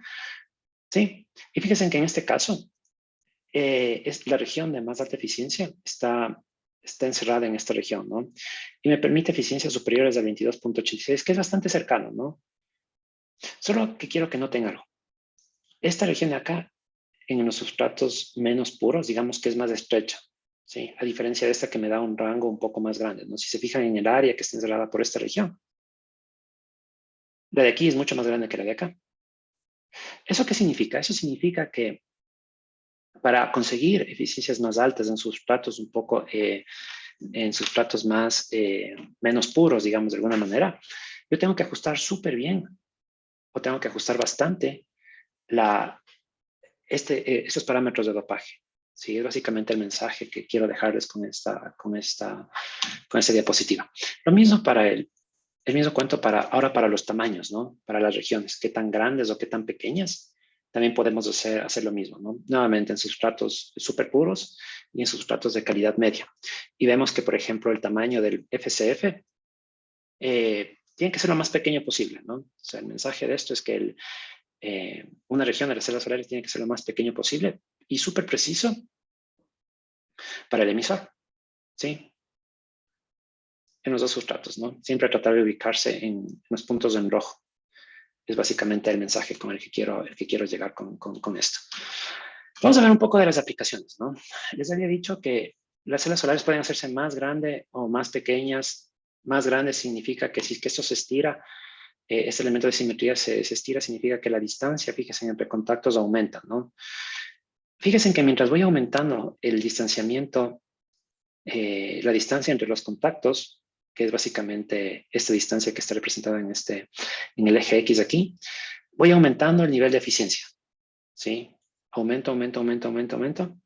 Pero llega un punto en el que se alejan tanto los contactos metálicos que si yo me alejo más de cierto punto, la distancia que tienen que viajar las cargas es muy grande. Y ustedes saben que esa distancia se refleja en una resistencia eléctrica, ¿no? El movimiento de las cargas del interior del material semiconductor. El material semiconductor tiene una cierta resistencia, ¿sí? Entonces, si es que se aleja demasiado, empieza a decrecer. Pero, ¿por qué empieza a aumentar? ¿Cuál es la razón por la que empieza a aumentar? Empieza a aumentar porque este material, el emisor, que es donde está la juntura PN, se hace más grande. ¿Sí? Estoy dando más espacio al interior de la célula solar para colectar más cargas, ¿no? Mientras más grande es la juntura PN, más aumento el área de recolección, ¿sí? Y por eso es que aumenta, ¿sí? Aumenta entonces hasta cierto punto porque estoy aumentando la región de colección, pero a partir de cierto punto empieza a decrecer por la resistencia en serie, ¿no? Es lo que les había hablado hace un momento del trade-off que hay entre ciertos parámetros, por ejemplo, para poner un poco en contexto en las células solares. Ahora, si es que aumento esta otra región, el FCF, voy viendo que mientras más grande es esta región, ¿sí? va disminuyendo la eficiencia, ¿no? Eso se debe, no, algo que se llama el Electrical Shading Effect. Fíjense que en los IBCs no tenemos sombras ópticas, pero sí tenemos una sombra eléctrica, ¿no? Esta juntura normalmente es del mismo material que tiene el mismo dopaje que el sustrato, y lo que se busca es que sea lo más pequeña posible, ¿sí? Desde el punto de vista tecnológico, si es que esta región se hace muy pequeña, es difícil, ¿no? Normalmente miniaturizar o hacer cosas pequeñas desde el punto de vista de las máscaras, desde el punto de vista de manufactura, se complica mucho. Entonces, hay un cierto límite también, ¿no? En este caso sería el tamaño del DSF con la tecnología que está disponible.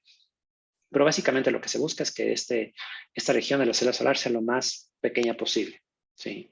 Para reducir el efecto de esta sombra eléctrica. No voy a entrar en detalles en eso. Y vamos a lo siguiente, ¿no? Una vez que tenemos el modelo ya calibrado, se pueden empezar a proponer ideas que puedan mejorar, por ejemplo, el desempeño de las células solares. Y habíamos visto que a medida que se alejan los contactos, esta distancia crece, por lo tanto aumenta la resistencia eléctrica.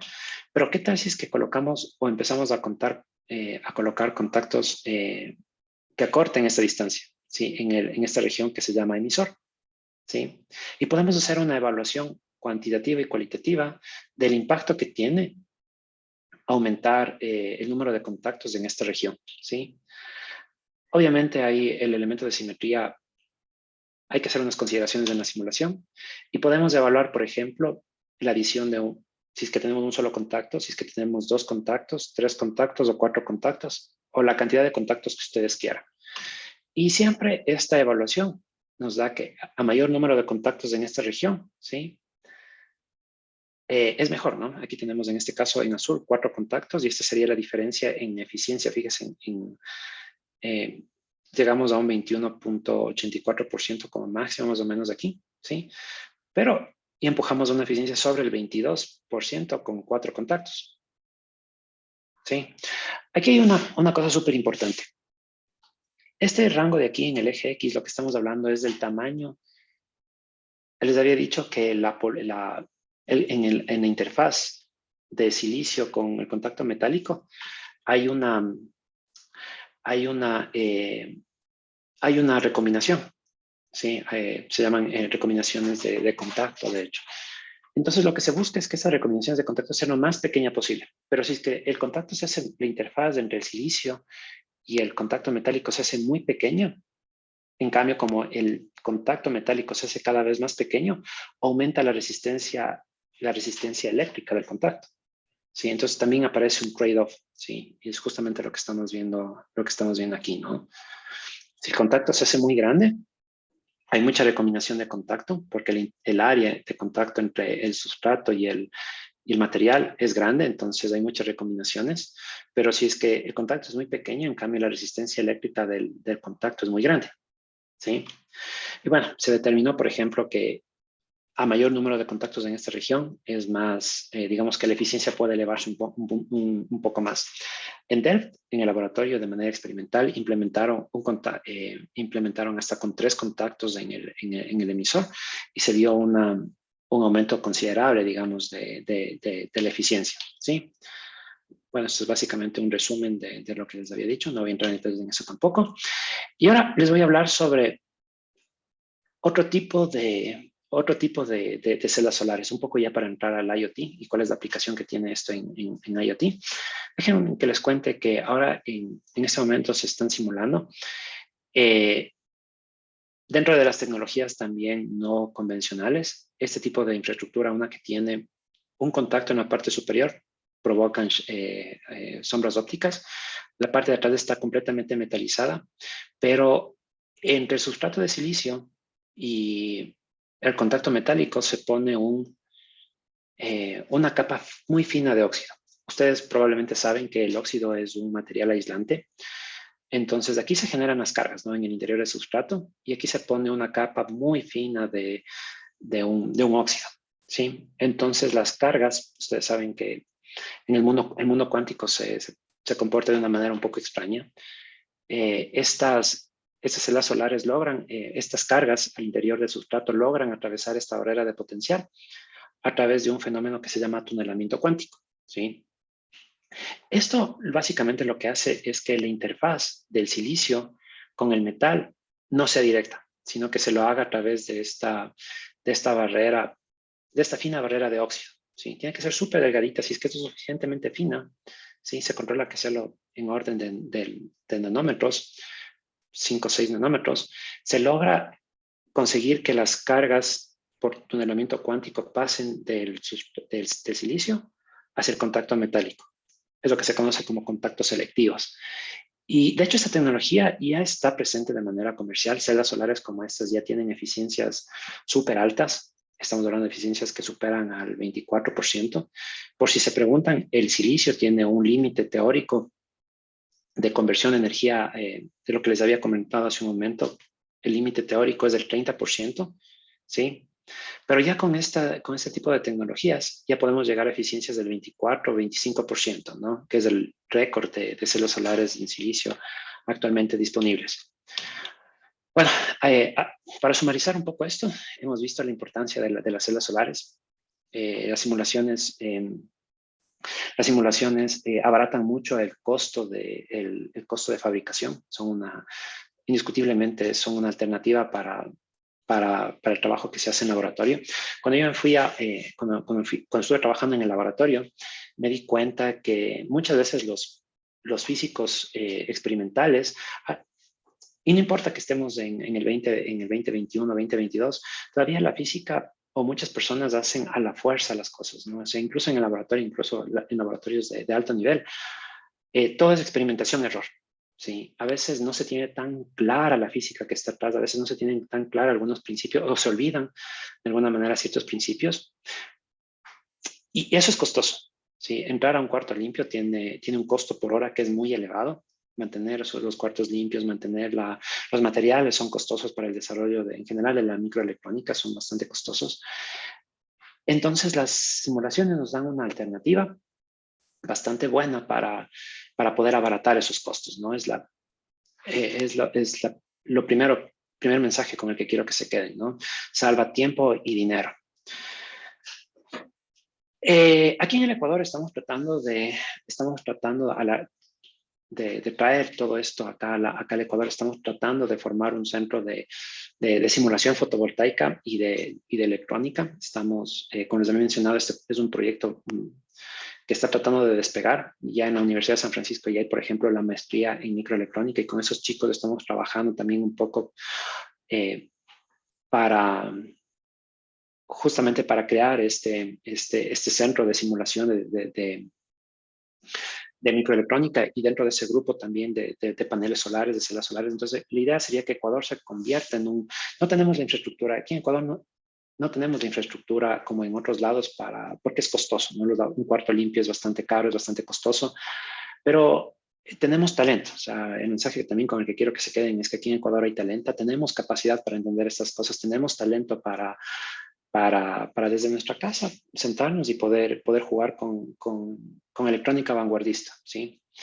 Entonces, estamos tratando de formar este centro, estamos tratando de sacar adelante este proyecto y es una de las cosas también que quería contarles en esta parte de conclusiones. Dentro de Future Work, ahora, ¿cómo se concatena esto con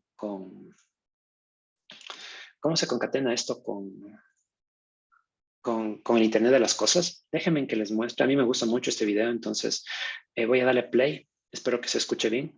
When technology is used to connect things, it is called the Internet of Things, or IoT. IoT increases efficiency, informs decisions with data, and enables functions previously impossible. IoT solutions encompass hundreds to thousands of sensors, nodes, and other devices that require a battery or wired power. Battery life and limited capacity are significant problems. Dead batteries must be recharged or replaced, resulting in a high total cost of ownership and generating a heavy maintenance burden. Energy harvesting with optimized photovoltaic cells uses ambient light energy to keep batteries charged or eliminate them entirely. A renewable source of power expands device functionality and provides long-term energy resilience, reducing the maintenance burden and total cost of ownership. PowerFilm's high-performance solar material harvests ambient light energy outdoors, indoors, and from artificial sources. The ultra-thin, flexible, and lightweight nature enables low-profile and compact designs, critical for wearable and portable electronics. Manufactured roll-to-roll on a plastic substrate, PowerFilm solar cells can be printed in custom sizes and shapes. PV energy harvesting is well suited for IoT solutions used in industrial, retail, agriculture, building automation, and consumer markets. This includes BLE beacons and wireless sensors, ESLs, GPS trackers, telematics, and electronic locks. Essentially, any battery-operated device. PowerFilm makes it easy to get started with a large portfolio of module designs, development kits, and engineering. Bueno, hasta aquí entonces. Espero que hayan entendido un poco la idea que está atrás de esto. Ahora el Internet de las Cosas, déjenme que les cuente, ¿no? Por otro lado, ha habido un boom también en el Internet de las Cosas, que básicamente son estos dispositivos pequeños que tratan de estar comunicados con su entorno, ¿no? Ha habido un boom bastante grande, sobre todo en los últimos años, en los wearables, en número de cámaras y dispositivos que pueden aplicarse a una infinidad de cosas, ¿no? Como vimos en el video, por ejemplo, en el Internet de las Cosas puede facilitar mucho, por ejemplo, el rastreo de productos. Se puede ver, por ejemplo, el inventario en tiempo real.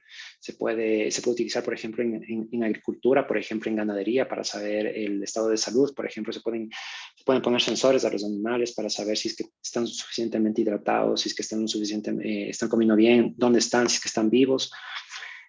Y el límite es el infinito, ¿no? Con esa tecnología, o sea, la cantidad de aplicaciones que tiene esto. Pero todos estos dispositivos necesitan energía. Y ponerles batería a estos dispositivos, obviamente necesitan que se cargue. En ese sentido, entonces, las celdas solares van a jugar o ya están jugando un rol súper importante. Por un lado, las celdas solares que hemos visto de Crystal Silicon Solar Cells, las celdas solares de silicio, son costosas. En ese momento se está tratando de jugar con otro tipo de celdas solares, que es justamente lo que les voy a contar ahora, que son celdas solares que tal vez no tienen la más alta eficiencia del mundo, pero son portátiles y son flexibles y se pueden adaptar tranquilamente a dispositivos del Internet de las Cosas, ¿sí? Esa es la idea básicamente de esto, ¿no? Aquí en Ecuador, aquí en Yachay, de hecho, hace aproximadamente un par de años, hace un año puede ser, ya empezamos a sintetizar las primeras, en lugar de utilizar silicio, estamos utilizando un material que se llama unas perovskitas, ¿sí? Que es básicamente un sustrato, que son bastante delgaditos, son flexibles, como les voy a enseñar en breve, y que pueden solucionar la demanda energética que tienen estos dispositivos, ¿no? Aquí les he dejado algunas estadísticas del Internet de las Cosas, y por ejemplo, para el 2021 ya hay más de 10 billones de dispositivos del Internet de las Cosas. Se estima que para el 2030 este número será de 25.4 billones, ¿no? O sea, es una cosa pero increíblemente grande, ¿no? La cantidad de dispositivos que estarán conectados para el 2025 por minuto es casi 150,000 dispositivos, ¿no? Que se conectan al Internet de las Cosas, ¿no? Es un mercado emergente, es un mercado bastante grande, ¿sí? Y también es un mercado que contamina mucho. Entonces, en este momento, como les había dicho, estamos trabajando con perovskitas, pero también estamos tratando de trabajar con materiales orgánicos que no contaminen mucho, ¿sí? Y que sean fácilmente reciclables y que sean amigables también tanto en producción como en descarte para el Internet de las Cosas, ¿no? Entonces, básicamente lo que hemos hecho, tenemos ya estos primeros prototipos con perovskitas de esas celdas solares que son, por un lado, flexibles y por otro lado, que ya están, por ejemplo, o permiten conectarse a, por ejemplo, este dispositivo lo que hace básicamente es medir la humedad de la tierra, ¿no? Y se conecta a través de un pequeño módulo, se conecta por internet y se puede monitorear, por ejemplo, la humedad por regiones. Eso se puede utilizar, por ejemplo, en este caso para una plantita en esta primera aproximación, pero también se puede utilizar para medir la humedad en campos, ¿no? O sea, en lugar de hacer, por ejemplo, de regar de manera, el agua también es un recurso que hay que cuidar. Entonces, por ejemplo, en grandes extensiones de terreno donde en muchos casos se desperdicia el agua porque no se sabe en dónde regar de manera inteligente, utilizando pequeños dispositivos como estos que se plantan y se distribuyen en el terreno, se les puede decir a las personas que cultivan, a los industriales que cultivan, en dónde y qué regiones necesitan más o menos humedad. ¿Sí? Es una de las aplicaciones, por ejemplo, del Internet de las Cosas. Este dispositivo ya está casi desarrollado. Estos primeros dispositivos tienen una eficiencia un poco baja, digamos que del 3%, comparadas con el 20 y pico por ciento, 22, 23% en silicio, pero son suficientes como para alimentar este pequeño sensor y mantenerle comunicado con una central. Bueno, eso hasta aquí en cuanto a las celdas solares. No les voy a cansar más. Ahora, en esta última parte, quisiera robarles un poco de tiempo. Estamos, como ya se mencionó al inicio, estoy de presidente de la EDS y de CAS, de la IEEE aquí en Ecuador, y quisiera invitarles también a las personas que estén interesadas, por supuesto. Este año queremos empezar con el primer microprocesador ecuatoriano. Estamos buscando los fondos del funding y también estamos buscando estudiantes que tal vez estén interesados en este proyecto. Se va a diseñar el primer microprocesador y es un microprocesador orientado para el Internet de las Cosas. ¿Sí? Los microprocesadores de uso general a veces desperdician ciertos componentes que no se van a utilizar o que no están orientados al Internet de las Cosas. Normalmente se debe dimensionar estos dispositivos para funciones específicas. Y es un proyecto que no solamente que va a estar orientado para el Internet de las Cosas, sino que va a ser el primer microprocesador diseñado en Ecuador. En países como México, por ejemplo, México y Brasil, ellos ya fabricaron su primer microprocesador hace más de 20 años, 25 años aproximadamente. Chile hace 15, 10 años. Perú incluso también ya diseñó y fabricó su primer microprocesador, pero Ecuador está un poco quedado en esta parte de la electrónica. Entonces, las personas que estén interesadas son bienvenidas. Les voy a dejar aquí mi correo para que me manden un email y poderles. En este momento estamos organizándoles a todos los chicos, ¿sí? Y esperamos que en UNACH podamos incluso también las personas que estén interesadas abrir un capítulo de EDS CAS de estudiantes.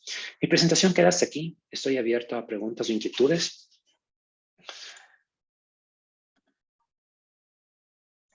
Agradecemos la participación del doctor Marco Guevara con este tema importantísimo ahora, ¿no? Hemos hablado de la Green Energy, ¿no? De esta energía verde, básicamente, en cuanto a la utilización, en este caso específico para dispositivos de Internet de las Cosas. El doctor Guevara, pues, nos ha hecho un resumen muy claro. Y sobre todo, importantísimo al final, en cómo estos dispositivos de Internet de las Cosas, pues, están abriéndose camino. Bien, nos decía también al inicio de su presentación que este tema de las celdas fotovoltaicas básicamente no es un tema nuevo, se lo trabaja desde los años 70 ya. Sin temor a equivocarme, quisiera decir que hace más o menos 5 años atrás ha tomado fuerza esto de la Green Energy en cuanto a, pues, la utilización de este tipo de sistemas, de este tipo de dispositivos, justamente para tener sistemas ecosostenibles, sistemas ecoamigables. De hecho, está muy de moda eso en todo tipo de industria. Y pues básicamente los aportes que está haciendo el doctor Guevara con su equipo de investigadores, pues nos lo ha comentado en la charla, es bastante positivo. De hecho, muchos de sus estudios se están llevando fuera del país. Y bueno, pues la idea también es que, como él justamente lo ha comentado, también se utilicen aquí, utilizando otro tipo de sustratos, no solamente el sustrato de silicio, sino otro tipo de sustratos que pueden ser incluso más económicos, más flexibles. Nos pregunta, estimado doctor Guevara, Ángel López, ¿la mayoría de estos materiales para la fabricación de paneles solares o de celdas solares se encuentran en el país? Bueno, aquí en Ecuador, eso sí, hay que ser un poco claros. Hay un poco de restricción, sobre todo en temas arancelarios, ¿no? Primero, Ecuador no produce paneles solares. Lo que sí estamos haciendo ahora es diseñando paneles solares. Okay. Los diseños se están yendo, pero aquí Ecuador protege un poco la matriz energética porque somos un país que somos afortunados porque tenemos un recurso hídrico bastante grande, ¿no? Y dentro del grupo de energías renovables, justamente la generación hidroeléctrica es una de las más importantes. Entonces, Ecuador, desde ese punto de vista, tiene mucha suerte, mucha ventaja porque gran porcentaje, sin temor a equivocarme, sobre 70%, o sea, viene de generación hidroeléctrica, ¿no? Entonces, Ecuador, un poco para proteger eso, ha puesto unas restricciones en la utilización en la importación de paneles solares. No los producimos, pero tenemos que importarlos, entonces eso ha hecho que un poco la instalación de estos paneles solares sea costosa aquí en Ecuador, ¿sí? Pero aquí hay una reflexión también. La energía siempre es necesaria. O sea, mientras más, siempre va a haber en qué utilizar la energía, ¿sí? O sea, la energía es súper importante para el desarrollo económico de los países. Entonces, eventualmente lo que va a pasar es que la tecnología fotovoltaica va a seguir aumentando, va a seguir creciendo. Entonces, eventualmente esas restricciones arancelarias que en este momento tenemos por ley aquí en el país van a romper y se van a popularizar un poco más más dentro del territorio, ¿no? En muchos países, por ejemplo, en Estados Unidos, en muchas regiones dentro de Estados Unidos, ya es mucho más barato, por ejemplo, la utilización de paneles solares y la obtención de energía solar, que por ejemplo otros tipos, ¿no? Y generación nuclear, por ejemplo, generación de quema de carbón.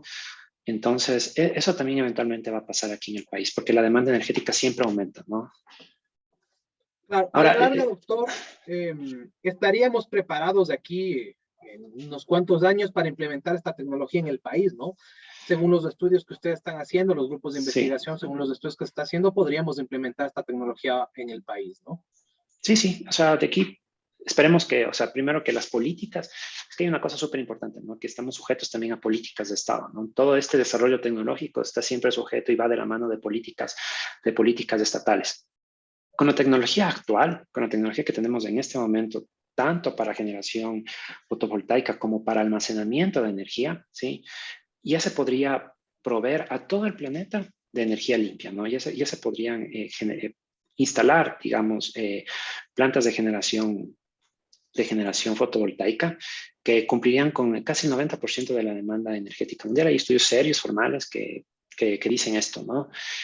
Sin embargo, si no se han implementado, en muchos casos es justamente por políticas, ¿no? O sea, a veces la ciencia dice una cosa, pero a veces la política dice otra cosa. Entonces, y siempre va a ser así, ¿no? Porque siempre hay intereses, un poco de intereses económicos, de intereses políticos que no dejan a veces que se desarrollen no desarrollemos en otros ámbitos, ¿no? Entonces, uno de los frenos más grandes que tenemos ahora es la política. Y para romper, por ejemplo, este conformismo, digamos, es a través de la educación y justamente a través de estas charlas de divulgación científica, ¿no? Dar a conocer a la ciudadanía, dar a conocer a los estudiantes esta idea de qué es y cómo funcionan los paneles solares, ¿no? Para con el tiempo, cuando lleguen a los cargos políticos, puedan apostar y puedan mejorar la situación política, ¿no? Doctor, en este sentido, me parece pertinente una pregunta que nos hace Rubén Rumipamba. ¿Existe en el Ecuador un marco regulatorio para la producción de esta energía a través de paneles solares? Sí. Es justamente lo que les había comentado, ¿no? Aquí en el Ecuador, el espectro pertenece al Estado, ¿no? Entonces, y no está permitido, por ejemplo, la generación fotovoltaica en una casa. Porque hay que tener una cosa también, ¿no? Ya cuando escalamos y vamos a la producción de energía limpia, esa energía tiene que de alguna manera, no solamente para que sea rentable, digamos, para que sea desde el punto de vista viable, tiene que entregarse también a la red eléctrica, ¿no? Y para entrar a la red eléctrica hay que pedir permiso al Estado y todo esto es un problema, ¿no? O sea, tiene que haber una política integral que permita hacer esto, ¿no? Entonces, por ahora aquí en el país estamos un poco quedados. En otros países ya todas estas políticas están bastante bien establecidas, bastante bien claras. El fotovoltaico tiene un problema súper grande y es que los paneles funcionan siempre y cuando haya sol. En el planeta Tierra tenemos día y tenemos noche, ¿no? Entonces, esta energía tiene que almacenarse en el día en algún lugar. Y bueno, y va de la mano también con esto, ¿no? El almacenamiento de energía es súper importante. Hay esfuerzos bastante grandes, no solamente para almacenar la energía en baterías, sino a través de utilizando procesos químicos, ¿sí? Utilizando esa electricidad para almacenar esa energía en procesos químicos, por ejemplo, en hidrógeno. Pero es ahorita también un cuello de botella de la parte fotovoltaica, ¿sí? Entonces, para que sea viable, como les digo, el fotovoltaico aquí en el país, tiene que haber una política que permita la gestión energética. O sea, por ejemplo, una familia instala un panel solar, unos paneles solares en su casa, tiene que permitir, por ejemplo, que conectarse al sistema interconectado y, digamos, de alguna manera vender la energía que produce en el techo de su casa, ¿no es cierto? Y los medidores y la tecnología que está atrás tiene que permitir ese paso de esa venta energética, ¿no? Entonces, bueno, es un tema un poco complicado, pero esperemos que esas políticas se aclaren, esperemos que esas políticas se establezcan también en el país. Y respondiendo a la pregunta, sí, o sea, Ecuador está regulado, ¿no? Este tema de los fotovoltaicos. Pero, y además una cosa súper importante que tengo que comentarles es que no solamente Ecuador es un país que está privilegiado por los recursos hídricos, sino que también por la ubicación geográfica.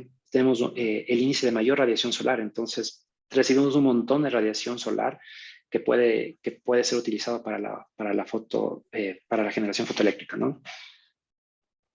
Claro, qué interesante, doctor. Pues no nos queda más que felicitar por su trabajo. Como usted bien lo decía en su charla, en el Ecuador hay bastante potencial. De hecho, ese potencial, pues debemos aprovecharlo.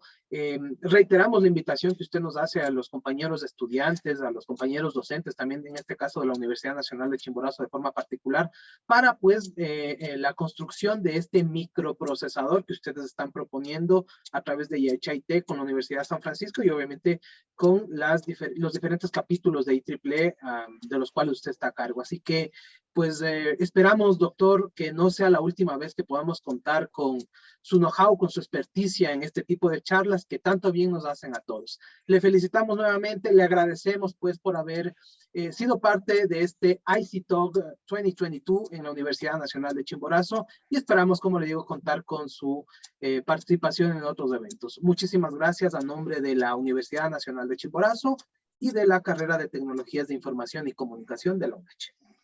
Muchas gracias por la invitación. Bonito día a todos. Buen día. Gracias. Gracias, muy amable, Marco, por tu participación.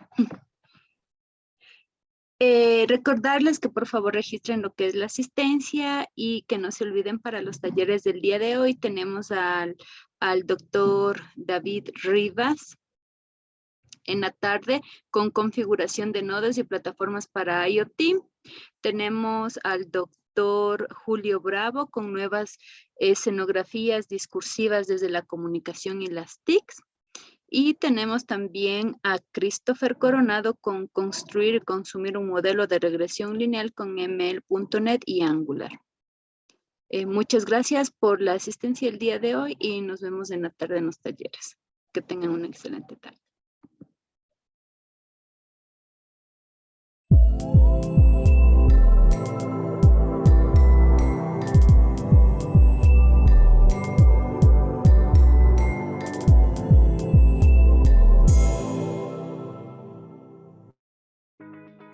El proyecto de investigación InfoProject y la carrera de Ingeniería en Tecnologías de la Información de la Universidad Nacional de Chimborazo, Ecuador, te invitan a participar en Second International Congress Innovation Research and Technology in Information and Communication Technology, ICTalk 2022.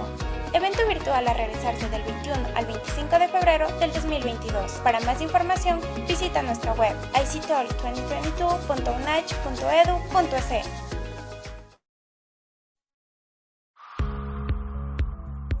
La Dirección de Posgrado de la Universidad Nacional de Chimborazo oferta el programa de maestría, Auditoría de Tecnologías de la Información, una maestría académica con trayectoria de investigación, dirigida a profesionales con títulos de tercer nivel en áreas como sistemas, informática, tecnologías de la información y otros campos del conocimiento relacionados con las TICs. Ven y sé parte de la maestría académica con trayectoria de investigación, Auditoría de Tecnologías de la Información.